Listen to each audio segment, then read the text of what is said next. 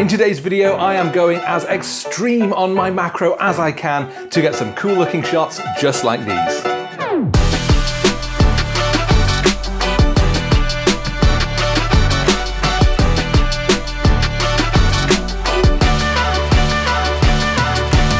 So I had a broken phone. The battery on this thing exploded, pushing the back out, and so I basically ripped it apart. Once I did, I started to see that we had all these quite cool looking circuit boards, all kinds of transistors, resistors, chips and things on these PCBs, and I thought, you know what? Opportunity for some good macro here. I really like the way it's laid out. Looks like top-down views of little cities. It's really, really cool looking, but it is super tiny. This isn't just close-up shots, this is super macro. And what I want to try and do is get as close up on some of these components as I can, because I really think once I start to get in close, some quite cool looking compositions are going to start coming out. So I will start by taking you through the setup that I've got. The broken phone itself, I have just put on this phone stand and I've actually just propped it up on a lens just so it makes it a little easier to shoot. Camera-wise, I've got my EOS R5 and I'm starting off with my 100mm macro lens, but I'm not sure that that is going to give me enough of a macro view. So I've got a couple of options that I'm going to experiment with. But it's a little dimly lit in this room, so I'm also going to be using this light. Now this is one of my usual LED mono lights. This is an Interfit LED light. As you can see, it's just got one big LED on here, which is super bright. Now normally, when I've used these in previous videos, I have modifiers on them, such as this massive softbox here that I've been using to film myself. And the reason is that when you use a softbox, it turns that very small light source into a very big one and it softens the light. So as you can see on my face right now, we haven't just got very sharp shadows. Instead, what we've got is a nice fall off between light and shadow. But that isn't what I want in this shot. In fact, what I want is really sharp shadows because I think that's going to help give much more definition to those components. So I took that modifier off this LED light. I'm just shooting what we call bare bulb. And hopefully that's going to give as hard a light source as possible. It's going to make these components really stand out. At least that's my hope. But the other thing I'm doing is having it coming off to one side. Because if I had this light directly pointing forwards at our phone, at these components, what we'll do is just cancel out any kind of shadows. So the more we move it off to one side, the more it's going to cast a shadow across those components, again, hopefully giving them some definition. Okay, let's turn this light on then, just like that. It's probably going to be quite bright now, but there we go. And let's turn on our camera and move things into position a little bit. Now I've angled this so that the camera is on almost exactly the same angle as the phone. So ideally what that's going to mean is that we are seeing a very true top-down shot. So no one component is slightly closer to the camera than another, and that's hopefully just going to mean that when I get my focus, everything should be nicely in focus. I'm going to start off by focusing to the absolute closest point on this lens. I'm going to move it forwards a little bit. And I'm going to also have to point the camera down. I'm just going to bring this forwards until things start to look in focus. Okay, I need to slightly adjust. About here then is when things start to get back into focus. And I really like already this sort of long strip that you can see on the left, the different lines on the circuit board, all the different components we can see. I think it looks really cool. So one thing I already am noticing is that some of the components are a little bit bigger. So for example, this little S1647, whatever that is at the top, is slightly closer to the camera than some of the other bits. So for example, if this is in focus here, as we can see towards the bottom of the frame and the left, those other pieces aren't. We need to move it slightly closer to get those bits in focus. So that could just be down to the positioning of my camera. Maybe I haven't got that angle exactly right. But I think more likely is that I'm just going to need to focus stack this, because when we are at such extreme magnifications, even like that little millimeter or less difference in their positioning will make the difference in their focus. So I'm probably going to have to take multiple shots, focusing on the different components and then blending those together in Photoshop to make sure that everything is nice and sharp. So this is the shot that I'm currently looking at, and we've definitely got a difference in focus, because right now that top component is nicely pin sharp. We scroll down and immediately everything else kind of falls into blur, which is not what we want. And I definitely think that is just down to the placement. I think maybe the top of the phone is slightly closer to the camera, and so it's emphasizing that distance between those components. But it's fine, it is what it is. I am just going to shuffle it across, because I think this first image is going to be what we see here. We've got all of these main components here. We've got these different chips. I love these lines going through the scene. I definitely think it's quite cool, but I'm just going to straighten it up so that that top line is nicely going along the top of the camera. And I think we're in a good place here. So what I'm going to do is go into my settings, and somewhere around here, focus bracketing. And I'm going to turn that on because we're very, very close up. And I'm going to start this off by focusing on the part that's closest to the camera, because what I believe happens is that it starts close and then it moves further away. So by starting on this bit being in focus, it will hopefully move its way through and we should be fine. But I do believe I need to turn autofocus back on. So my settings are f9, that's going to give me the best sharpness possible with this lens. ISO 100, the minimum ISO I can get to eliminate noise, and that's giving me a shutter speed of 0.3 seconds. I've got it stabilized on a tripod, and so I'm not really concerned about any kind of movement, so this should be okay. But let's give focus stacking a try. Now I just turned on the 2-second timer here because I'm just a little concerned that me pressing the button will of course some shake on the camera. So I'm just going to try that again. Again, we're focusing on the closest point. I press the shutter, it stabilizes itself, and then it takes all of our focused shots. I think that looks pretty cool, but there's a couple of things that I want to do. And first of all, I'm just going to put this reflector onto my light here. I'm hoping that's going to give a little bit more texture and detail. There we go.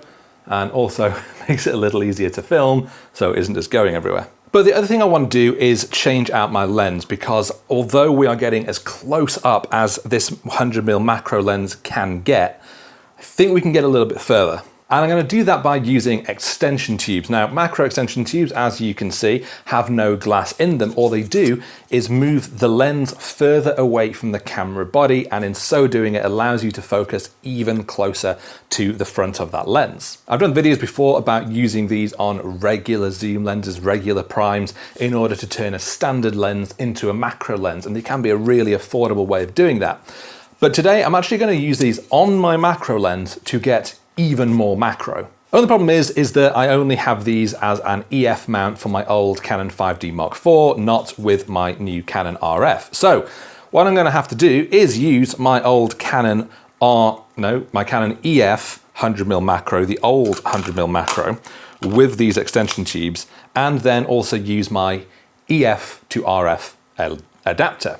So that's the only way I'm going to be able to use these macro extension tubes with this lens on my Canon R5. Now sure, I could use these extension tubes with this 100mm macro on my old 5D4 body just for this shot, but there's some real benefits of the R5 and why I bought it for macro, and one of those is its resolution. I think it's got somewhere around 48 megapixel resolution, which is a lot more than the 5D Mark IV has got. And that is going to play a factor here, because what I will want to do to get even closer onto those details is crop into the image a little bit. And having that extra resolution is going to mean that I can crop into the image, focus in on some of those tiny details, but still have a very high resolution image. All right, enough talk. Let's actually get this on the camera. Put that one down here.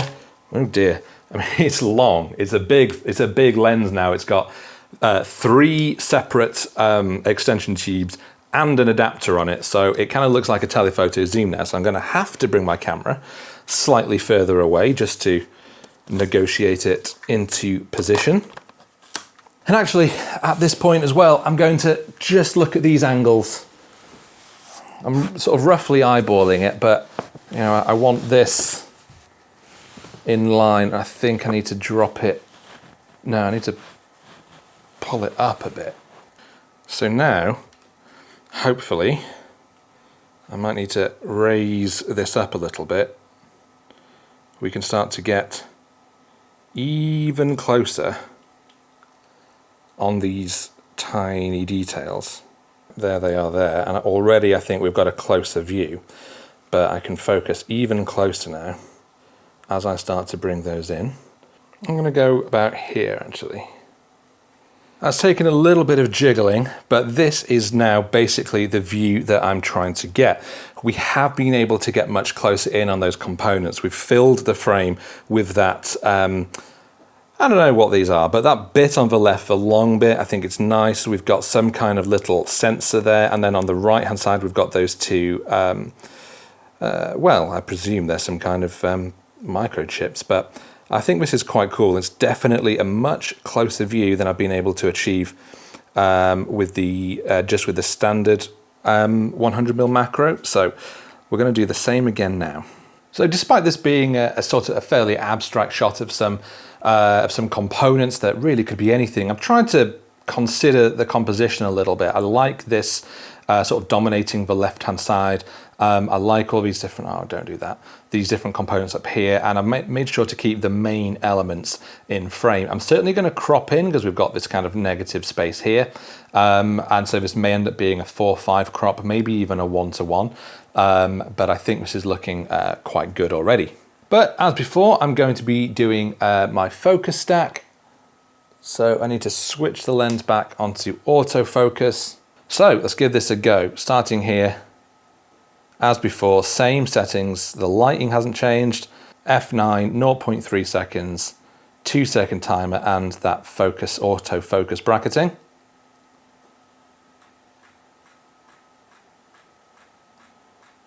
I think this is looking really cool, but I also think I've definitely maxed out how close I'm actually able to get. There are things you can do to get even closer up. You can reverse your lens if you've got a screw mount that allows that. You can even piggyback two lenses together.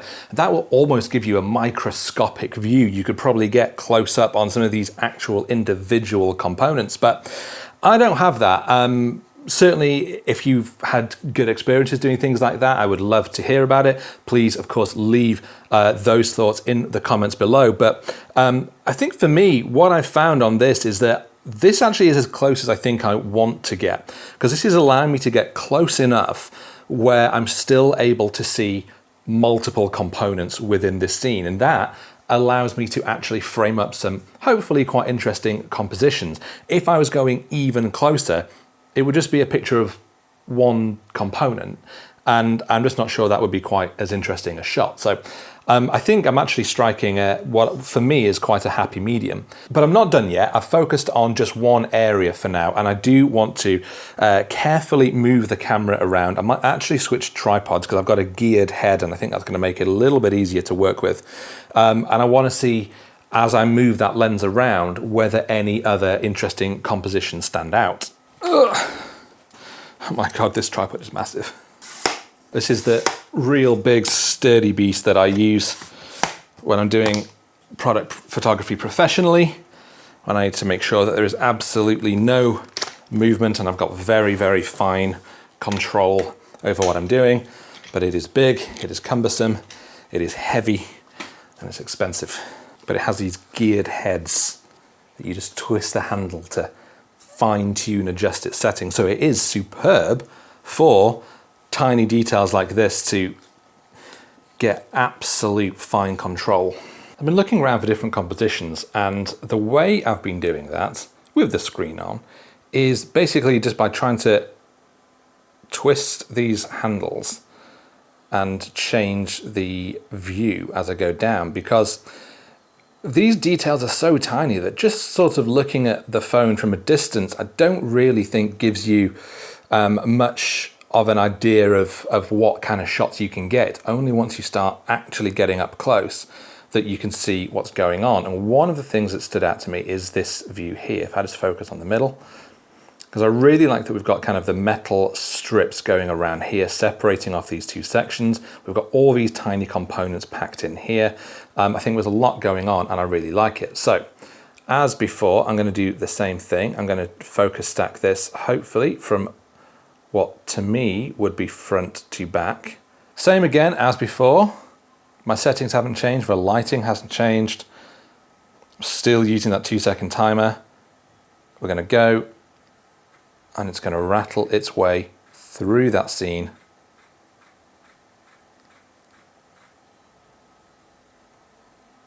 But I did notice another shot that I really like here, and what I'm going to do, because my camera is pretty much at a good level, I'm just going to slightly bring it down, because I noticed this chip on the right's got all these little bits coming out, all these little lines, and I want to focus in on that just a little bit more. Fix it in place, and I'm just going to slide the phone across until that is more the center. So it's looking like this at the moment, but we have got quite a lot of stuff around it, and it really is this in the middle that I want to focus on. And I can definitely just sort of crop into that later on, but I can focus a little closer still. If I just twist this towards its most macro point, as you can see, we've got a little bit of space to work with here. And if I just start to bring this closer until we've filled the frame with that component. But it's the same process. I've got autofocus back on, focusing on the closest part, which is these metal I don't know, dividers of some kind, because they are a few millimeters ahead, in front rather, of these small components on the circuit board itself. So if I focus on here, a 2-second timer will stabilize the camera.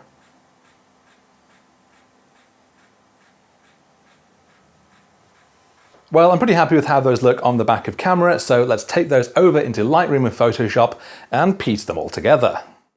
Okay, so I've imported all of those photos into Lightroom, and as we can see, we've got all of them here. There's plenty of them because obviously with each different composition, I did 15 different focus stacks. Sometimes I did multiple versions of them, but I've gone through and I've kind of tried to give everything a 1-star, just to separate those different stacks, just to make it a little easier for me to see. And the one that I'm going to work on here is this one here, because I think it's going to be really nice. Stack this and then crop into just this section here, rather than trying to keep the whole lot in. I just think it's really nice. It's just focuses on these major components, and I think this little thing here, whatever it was, is going to be a nice one to focus on. So the way I do my stacks is I select these, right click and export as DNG files. I've already got that set up.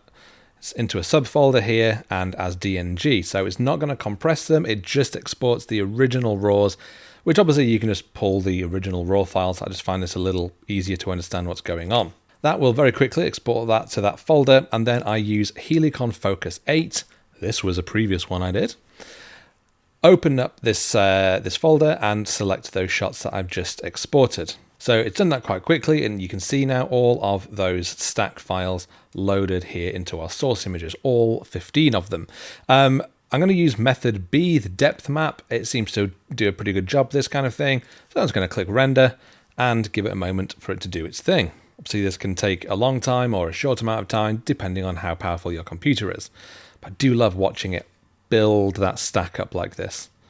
And there we go. That's pretty much it. And if we zoom in now, we can see that we've got loads of detail. Everything has been nicely stacked. Looks great. So I'm going to press save. Save as a TIFF file in this folder right here.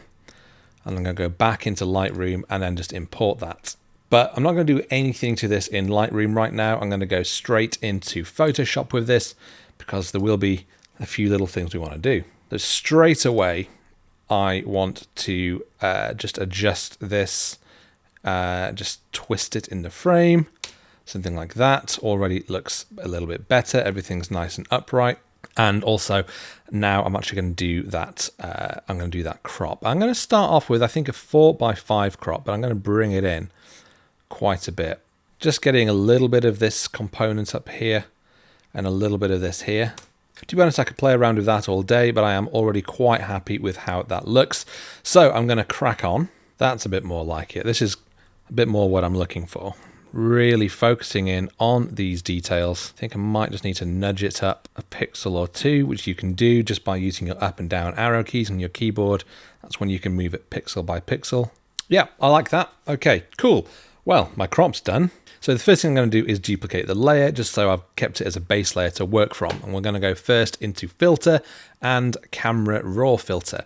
And this brings up the same controls you would get in Lightroom, except that it hasn't applied our crop. Fine, whatever.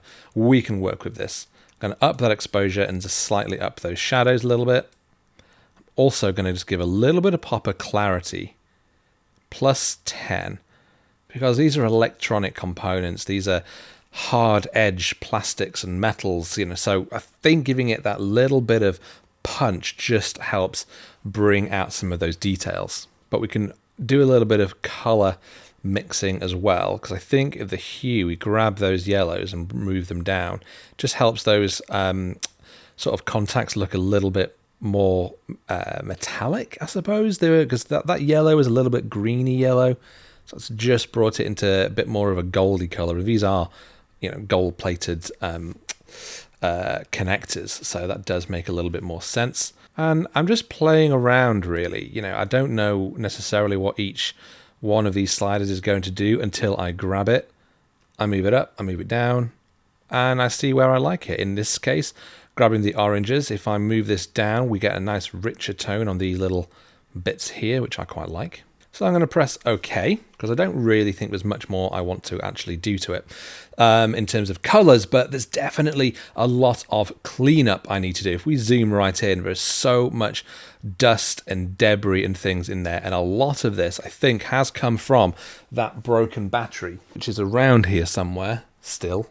Yeah, it all expanded and did things, and yeah, I need to get rid of it. But I think what it's done is maybe sort of some of the internal stuff in it might have kind of released inside the phone, because there was a lot of kind of like powdery stuff inside there. So that's easy to fix though, like any bit of dust, just using the spot healing brush tool. You can just press J, and if we zoom in a little bit and bring that up, as you just dot over each bit, it will just disappear.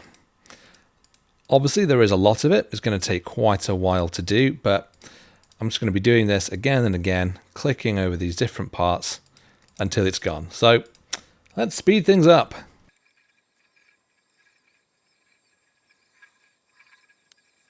Well, that took absolutely forever, but I am pleased at least with how it looks now. There's our before cleanup, there's our after. Let's just zoom in on this little section here. Better. So yeah, it does make a big difference. I'm just going to duplicate that layer and then go back into camera raw filter. I think there's just a few more tweaks I can do. And again, it's doing this. Let's just cancel this. Instead, I'm going to go to layer and I'm going to go flatten image. Just makes things a little bit easier. And then go back into, duplicate the layer, back into camera raw filter. Now it should just show us the square crop that we're working with. It has. First thing I want to do is just bring in a linear gradient, because I just think it's a little bit bright down at the bottom. So bring something in nice and soft, extend it out, and then just slightly bring down that exposure. There we go. I think that looks a little bit better. Basically acting as a bit of a natural vignette. I'm going to do the same in this top corner. I'll just bring that down slightly, not too much, something around there.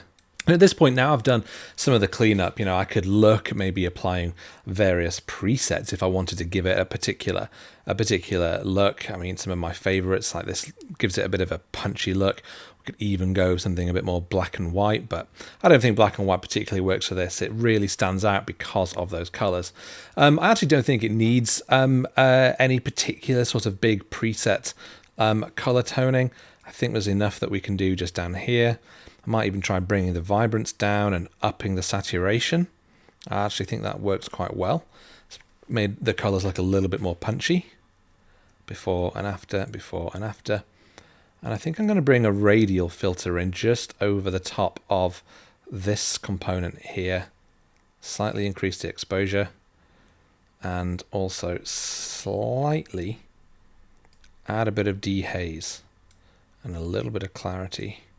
It's just going to help give that a bit more punch, because that section is a particular standout component in this scene. So I really want it to look nice.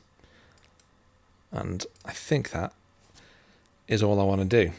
But more importantly, I just really like doing this as a little project, because I think we all find that macro is so fascinating in the way that it can give you a completely different view on something when you look at it through a very, very close-up lens.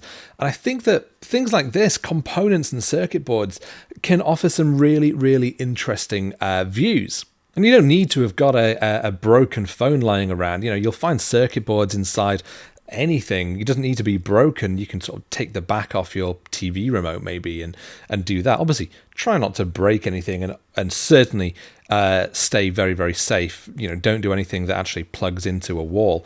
But have a look. Maybe you've got old desktop computers that you haven't used in years, and you could have a look inside at some of those components and see if there's any interesting macro shots you can do there. There's all kinds of things that you could use lying around the house to get shots like this. So give it a go. Get your macro lens on, get a light set up, and see what you can find. But that does bring me to an end of this video. I really hope you've enjoyed it or found it a little bit useful. If you have, do please hit that like button, and of course, please consider subscribing to my channel if you don't already, and I will see you next time.